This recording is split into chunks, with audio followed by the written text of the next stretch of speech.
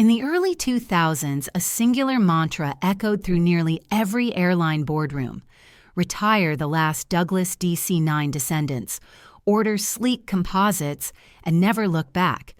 The venerable Mad Dogs were already queuing for desert retirement, their Pratt and Whitney engines being parted out like organ donors, as Wall Street cheered each farewell flight. Yet from a corner office overlooking Atlanta's runways, Delta Airlines observed this industry-wide stampede and chose to sprint in the opposite direction.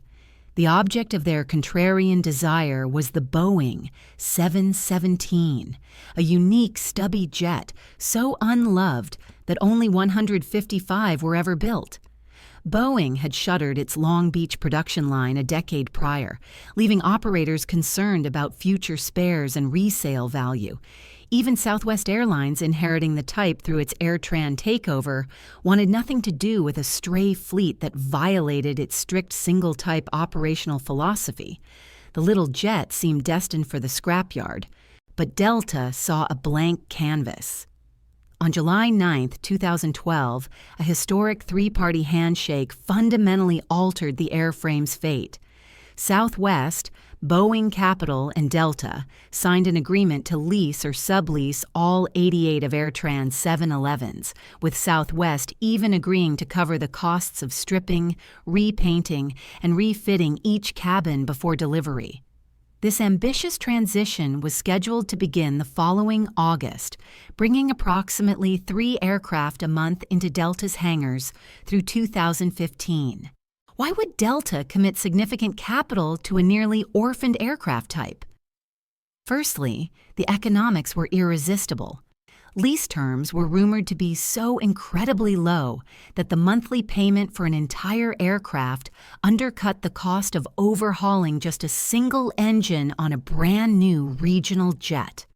Secondly, there was its inherent durability. Beneath its sleek T-tail lay rugged Douglas DNA. Thick wing spars, mainline pressurization margins, and Rolls-Royce BR-715 engines specifically designed to thrive on short hops. Delta planners envisioned a true pocket rocket, ideal for high-yield business shuttles out of crucial downtown-adjacent airports like LaGuardia and Washington National, where newer narrow bodies often struggled with stringent runway or weight restrictions. Thirdly, Delta's unique culture played a vital role. Its Tech Ops division, legendary for extending the life of veteran aircraft, saw the 717 as both a workhorse and a crucial revenue stream. Every heavy check performed in Atlanta would fortify their burgeoning third-party maintenance empire, effectively transforming depreciation into a competitive moat. Finally, the acquisition was symbolic. While competitors chased factory fresh metal, Delta doubled down on craftsmanship over fleeting fashion, proving that astute strategy can decisively trump novelty in a margin-thin business. Passengers boarding these refitted jets felt none of the boardroom drama. They simply noticed the immediate improvements. The seats were noticeably wider than those on most 70-seat regional jets. The ride was startlingly quiet, and flights almost invariably pushed on time. The cabin's innovative 2x3 layout ensured no traveler was ever more than a single seat from the aisle. Furthermore, Delta's decision to remove 7 seats from AirTran's original 117-seat configuration delivered legroom that felt almost nostalgic in an age dominated by slimline designs. Delta's shrewd bargain began with those 88 orphaned jets. But the true magic resided in the spreadsheet rows, invisible to anyone outside Atlanta. Southwest's takeover of AirTran had left the 711s marooned in a fleet meticulously built on a singular aircraft-type doctrine, making the Dallas carrier desperate to shed them. Thus, under the July 9, 2012 pact, Southwest covered the paint, cabin refresh, and ferry costs, while Boeing Capital rewrote the leases at rates analysts later dubbed the steal of the decade. These advantageous lease payments were pivotal because, on Delta's short-haul routes, capital cost, not fuel burn, was the dominating financial factor. A brand new Embraer E175 or Airbus A220 commanded monthly financing 3 to 4 times higher than a lightly used 717. Even after accounting for a thirstier pair of Rolls-Royce BR715 engines, Delta still spent fewer dollars per block hour once depreciation was factored in.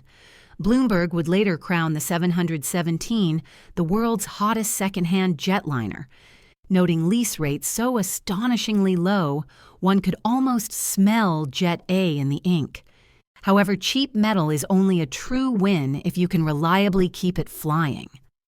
This is where Delta's contrarian culture truly flexed its biggest muscle, its tech ops division.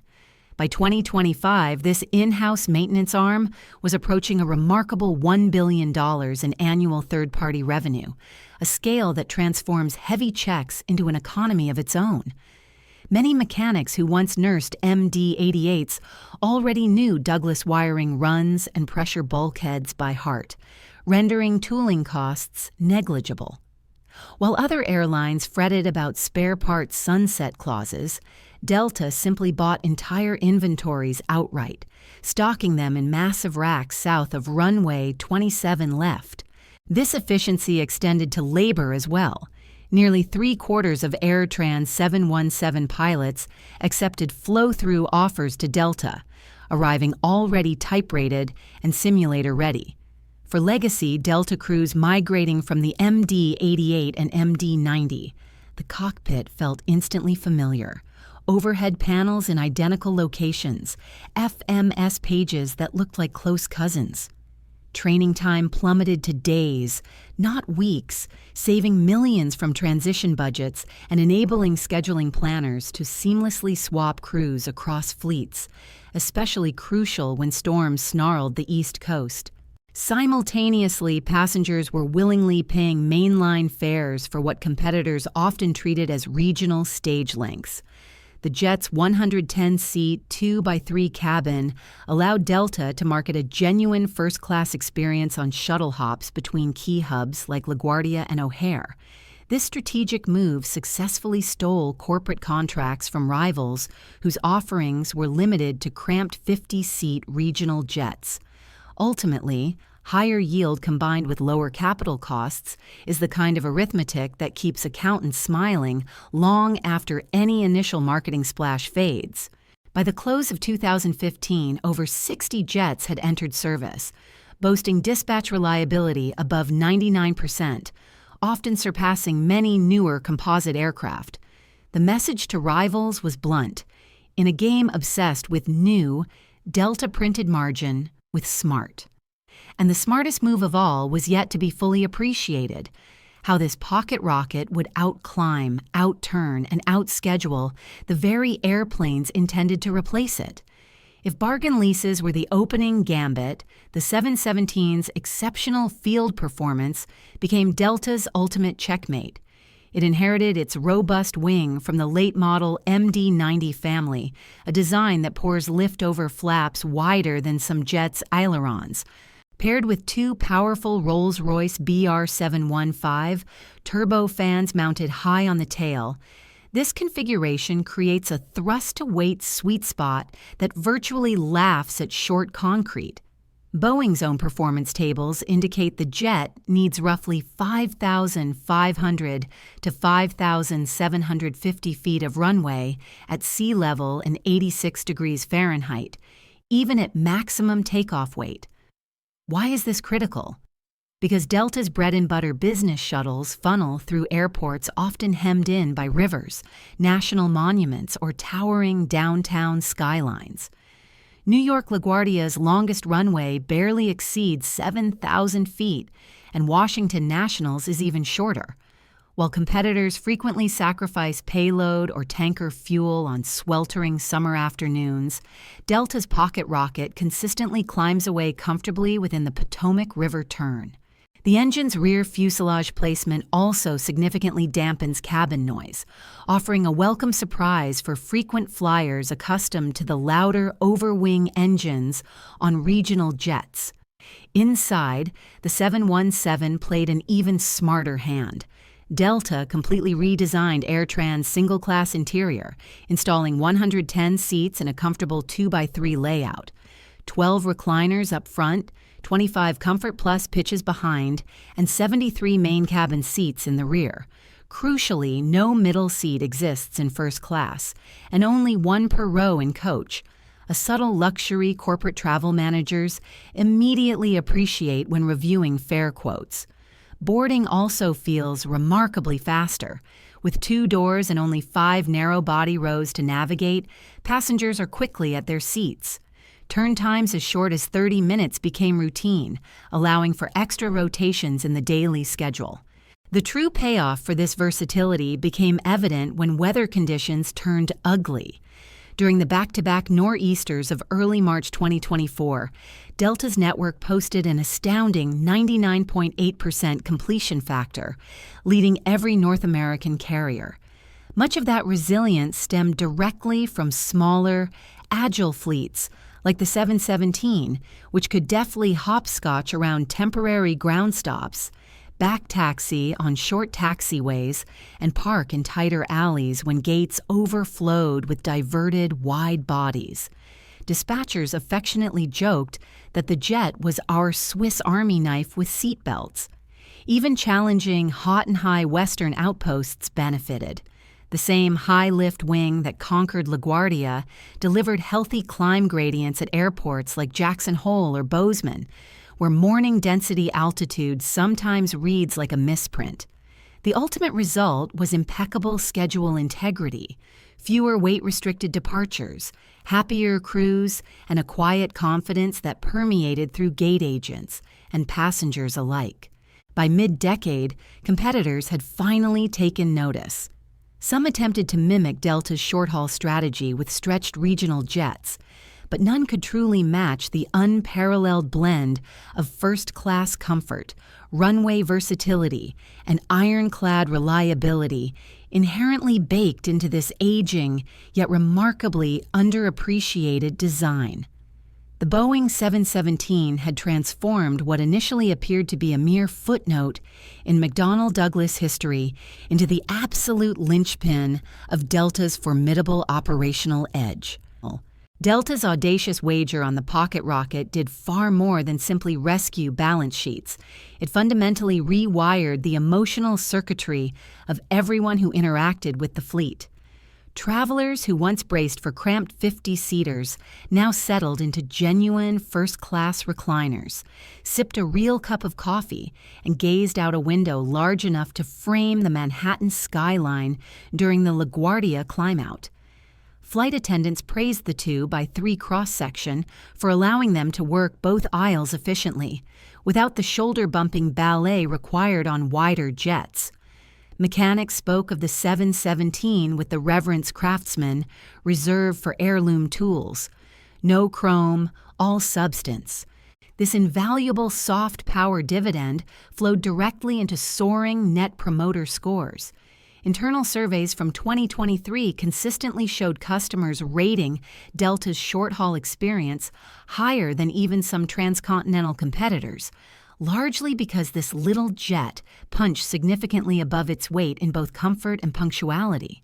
Corporate travel managers observed contracts that once teetered towards low-fare carriers, swinging decisively back to Delta when executives realized every seat on a LaGuardia Boston shuttle came with priority overhead space and a first-class cabin that was no mere curtain illusion.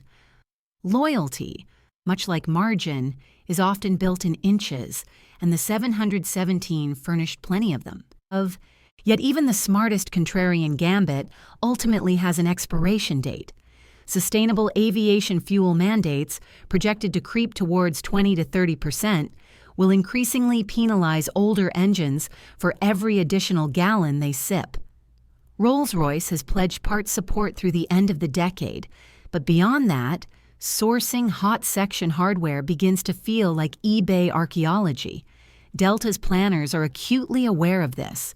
The airline has already inked substantial orders for Airbus A220-300S and hinted that these newer jets will begin replacing the 717S as early as 2026, arriving in waves meticulously timed to coincide with major maintenance events rather than arbitrary calendar milestones. The transition plan reads like a meticulously choreographed relay race. As each pocket rocket cycles into a heavy check, an A220 takes the baton on the gateboard. But what happens to the invaluable human capital? Delta's robust pipeline agreement with its subsidiary Endeavor Air strategically allows regional first officers to flow into mainline cockpits precisely when pilot retirements would otherwise outpace new hiring. The 717, with its Douglas Heritage flight deck, offers a gentler learning curve than jumping directly into a fly-by-wire Airbus, making it the perfect stepping stone for the next generation of pilots, who affectionately dub the progression Mad Pup to Baby Bus. And so, the legacy persists. An aircraft born as the last gasp of a defunct airframer, initially spurned by its original buyers and nearly written off as a fleet orphan, has, through Delta's contrarian lens, been transformed. It became a vital classroom for pilots, a powerful brand ambassador, and an undeniable profit engine. When the final Delta 717 eventually lifts from a runway sometime in the early 2030s, passengers may not cheer, but they will undoubtedly notice that the flight left on time, the coffee was hot, and the window view was perfect. In the end, that quiet competence is the true testament to how Delta outsmarted everyone, simply by remembering that even the smallest jet in the lineup could still fly like a flagship.